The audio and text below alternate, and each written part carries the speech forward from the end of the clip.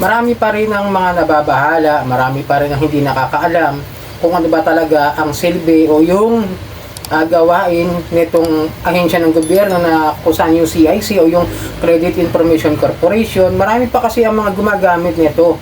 Yung ilang mga abusadong wala at kahit yung mga loan shark na ngayon at kahit nga yung mga na-revoke na nakabalik, madalas pa rin sabihin nito na magkakaroon ka ng problema sa Credit Information Corporation kapag hindi ka nakabayad. Alright, welcome back. Magandang gabi po muli sa inyo lahat mga kadyani. At maglalambing lang po muna ako sa inyo na paki-follow po ang aking mga social media account, ang Facebook, TikTok at itong aking YouTube channel. Paki-like na rin po, share at hit nyo na po yung notification bell para updated po kayo sa mga videos na ginagawa natin dito about sa usapang online lending app. So yun nga, kung medyo alam nyo na yung Credit Information Corporation o yung CIC, medyo hindi para sa inyo to.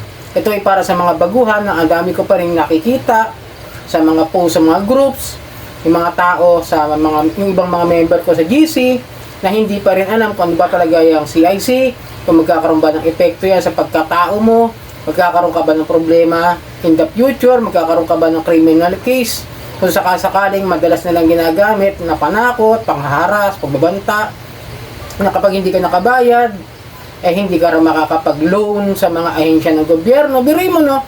Yung sa ginawang video ni Boss Ray, shoutout kaibigan, di ba? Pati PhilHealth ginamit, panakot, no? Pero itong sa CIC, wala naman loan yung PhilHealth eh. Kaya anong silbi ng PhilHealth doon sa CIC eh? Hindi naman nagpapautang yung PhilHealth na yan. Ewan ko ba doon sa agent na yon? Natawa ako ron. Talagang hanggang tenga yung ngiti ko ron sa katatawa doon sa PhilHealth ginamit, no? Pero ang CIC, eto, para sa kaalaman nyo po ulit, babalikan natin, lalo na sa mga hindi pa sa subscriber dito sa channel na ito at sa mga baguhan na nanonood dito sa channel na ito. Ang CIC po ay isa lamang pong ahensya ng gobyerno na kung saan ay bagsakan ng datos, record ng ating mga pagkakautang. Sila po yung magbibigay ng score sa atin kung tayo ba ay nakakapagbayad, kung tayo ba ay positive or negative, na may magandang na mayroong pagkakautang sa iba't ibang klase ng mga online lending, lending company, financing, pati na rin sa mga bangko. Sabihin na natin meron talagang mga OLA na submitting entities ng CIC tapos loan shark. Wala tayong magagawa ron. Tulad ngayon, yung Mr. Cash, yung Fast Cash. Di po ba? Bago lang yun na submitting entities dito sa CIC na kung saan grabe rin yung ano niyan, yung mga interest. Kaya hindi namin nire-recommend masyado kasi nga medyo mahirap bayaran lalo na kung mga tinatawag na yung mga parang 15 days, mababaw lang po kayo talaga sa utang. Pero it's up to you. Kaya nga sabi sa inyo, mag-ingat na lang, maging mapanuri dyan sa mga ulan na uutangan ninyo. Kung mataas ang interest, huwag nyo nang pasukin, huwag nyo nang patulan hanggat maaari dahil baka mamaya magkaroon kayo ng problema. Tulad nga submitting entities ng CIC. Monthly po yan. Nag-forward sila ng record natin. Kung di tayo nakabayad ngayon, papasok po yan sa kanilang credit score, sa kanilang credit data. Yan magiging problema. But in the future, yun po yung para sa mga tao na gustong ayusin yung kanilang credit status. Yun po lang ang mga silbi niyan. Hindi po siya pwedeng maging dahilan para makulong kayo, para sampahan kayo ng kasong kriminal, para sabihin na mabablacklist kayo sa mga pag-ibig, sa SSS, sa GSIS or something na binabanggit nila madalas.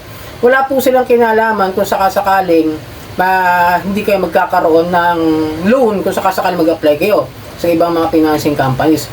Bali, si CIC po ay basihan lamang na kung saan ay makikita nila kung okay ba kayong pautangin o hindi. Kasi lahat ng mga record na yon, na kunwari meron kayo 10 OLA na nautangan at lahat po ng 10 OLA na yon ay submitting entities. No, i-update ko na lang kayo kung ano ba yung mga bago ngayon tsaka yung mga nadagdag at kung ano pa yung iba ng mga OLA na nandyan pa rin na mga loan shark. Kaya mag-ingat na lang po kayo sa paghihiram dyan. Okay? Sa susunod na video. Ngayon, pag nakita nila yon, yun ang pwedeng maging dahilan o basihan lamang kung kayo ay pahihiramin nila. Okay? Wala po yung magbabago sa pagkatao ninyo, walang magbabago dyan sa buhay ninyo. Tanging yun lang po ang magiging resulta niyan. Hindi lang kayo magkakaroon ng magandang opportunity o maaaring pahiramin pa rin naman kayo. Kung sakasakali lang. depende pa rin yan sa financing, sa lending, tsaka sa bangko nga. Pag-aaralan na, siyempre kung ikaw may 10 ulak nga, ulitin ko, tapos lahat yun hindi mo nabayaran. Tapos ilang buwan na hindi mo nabayaran yun, sabi mo nang may 6 na buwan mo nang hindi nababayaran yung 10 ula. Kung ikaw nagpapautang, may negosyong pautang, nakita mong ganun yung score o yung status ng tao, sa palagay mo ba, papautangin mo pa? Di ba? Kung ako yung magnenegosyo, siyempre isipin ko, ay hindi maganda yung record, may 10 ulang hindi nabayaran.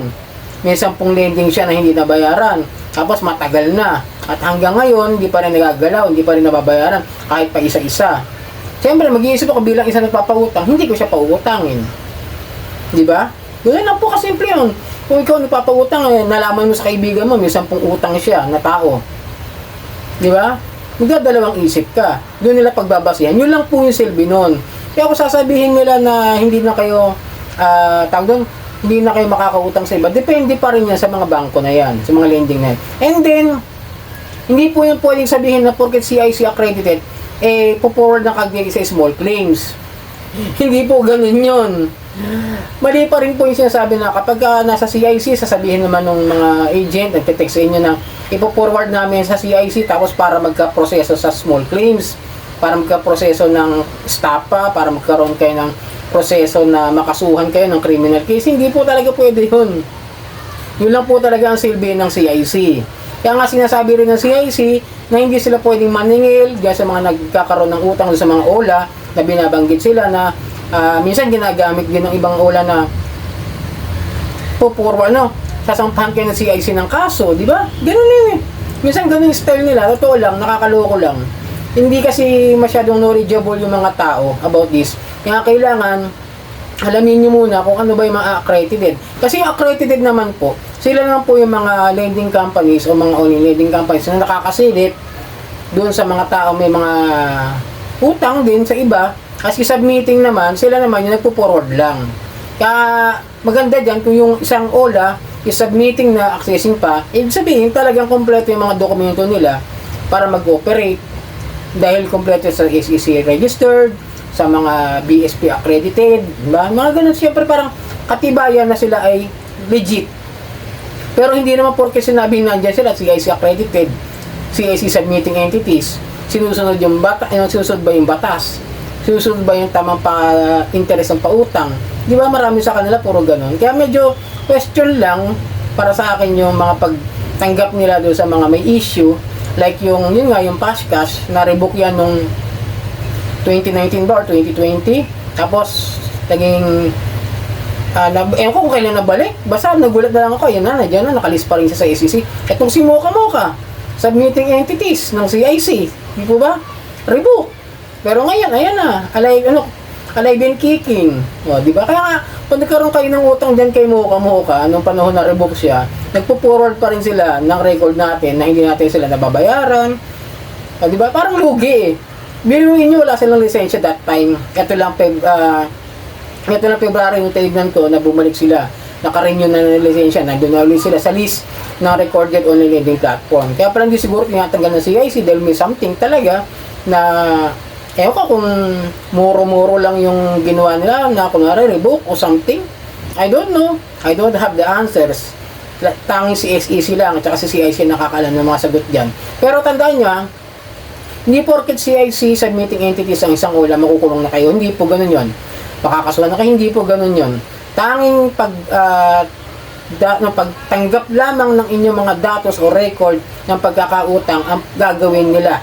At yun lang po yung magiging batayan nila kung kayo ba ay mayroong positive credit score or negative credit score. Okay, sana nakatulong ang video ito. Muli, bago po ang lahat ay maglalambingan po ako sa inyo. Pakipollow po ang aking mga social media account, ang Facebook, TikTok at itong aking YouTube channel. Maraming pong salamat at hanggang sa muli.